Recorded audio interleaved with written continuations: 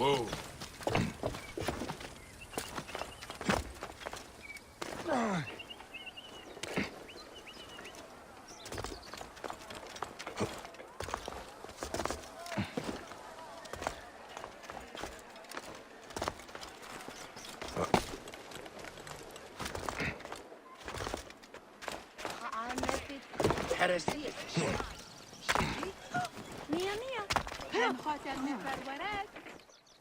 The eagle returns. With your scrolls, Bessa. My brother. He's dead, isn't he? I bent my face to the ground, heard his voice under the endless sands. Betrayal. Betrayal. Thank you, Eagle. I do not know if this was the curse or fate, but he was my only family. I am sorry, Miyane. But whatever he did, he loved you deeply. The curse. It comes for those whose conscience weighs heavily upon them, Miyane. They dream of reed boats drifting from the shore. Keep safe, Bessa. Miyane, these are dangerous times. Your journey is not yet done. Return to me when your living feet have walked where none should.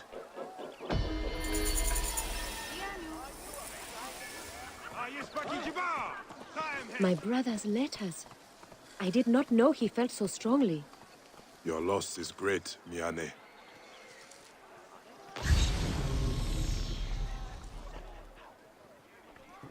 Missen? خايف decision جره. ايه خطب؟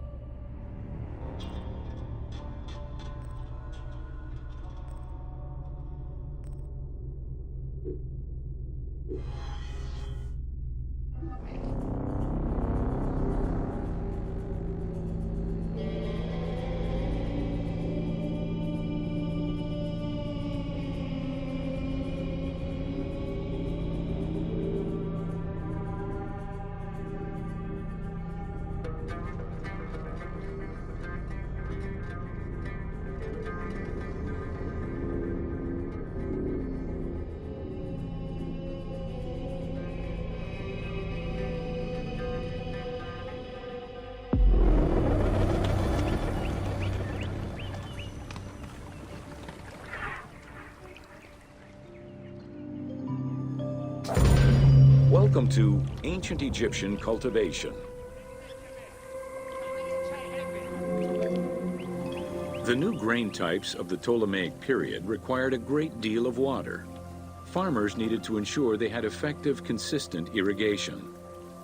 The Nile's rising and receding waters naturally irrigated most of the crops. Areas where the Nile didn't reach, such as gardens and vegetable plots, required an irrigation tool known as the shadoof.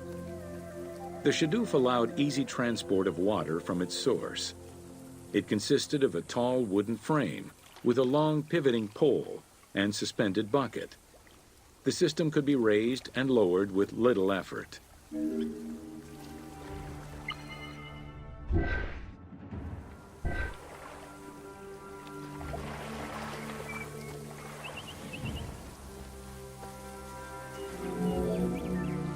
Later, a sakya, or water wheel, was invented.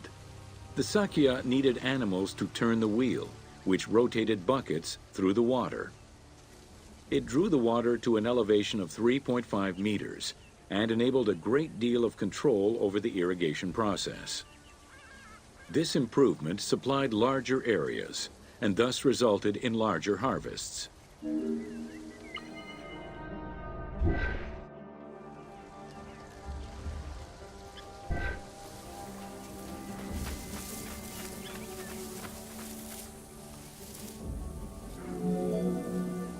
The threshing process separated the grain from its husk. Workers would spread the ears on clean ground. Oxen, cows, or donkeys were then guided back and forth to trample the grain. This continuous movement worked the grain loose while preventing the animals from eating it. Unwanted chaff and straw were swept away, or gathered and added to the mud used to make bricks, to make them stronger.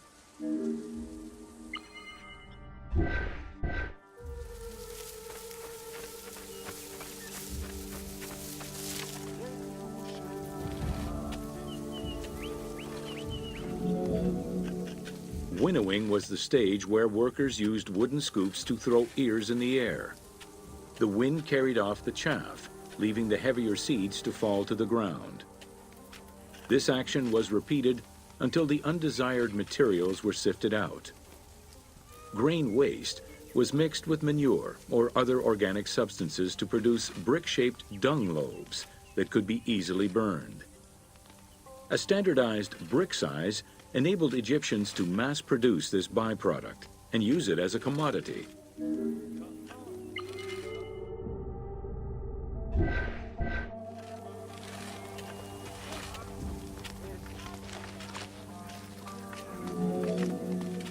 Transporting large amounts of grain required ships equipped to carry heavy loads.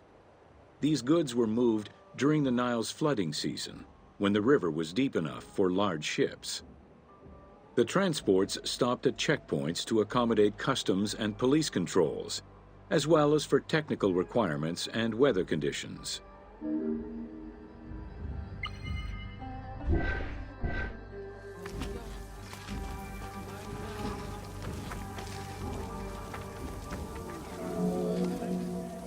Having reached Alexandria's inner harbor, the wheat was unloaded under the supervision of a civil servant in charge of wheat management. Portions were distributed to Alexandria's city market, and the remaining stockpile was either exported or stored in warehouses.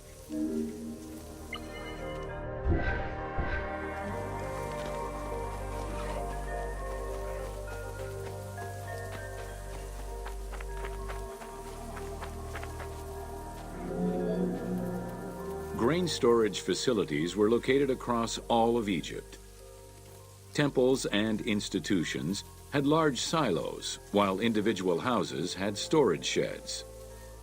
In some houses, arched cellars were built into the foundations. These watertight chambers were accessible from the ground floor through a trapdoor. Royal granaries acted as the storehouse and distribution centers, and managed state payments to civil servants, soldiers, and the police. Though plastered on the inside, silos weren't completely sealed, and so remained susceptible to mice infestations.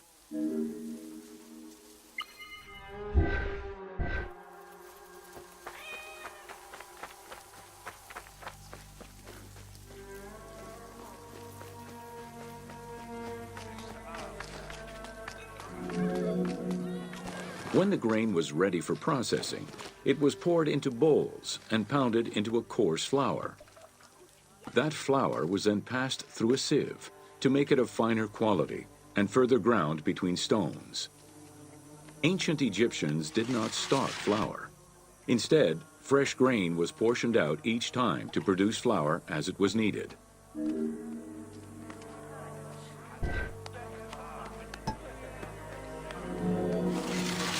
The sieves used by ancient Egyptians were unable to filter out sand and stones.